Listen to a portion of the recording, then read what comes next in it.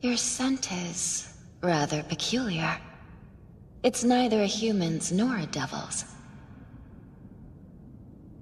So then, this your handiwork?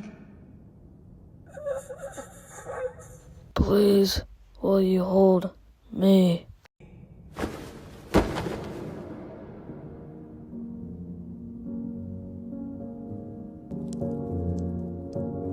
He's a human. Is there any indication that he's been possessed? None. It'd be written all over his face if he were.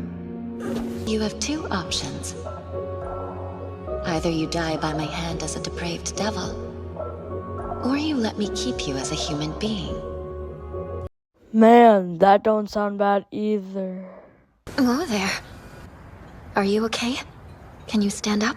Poor fella.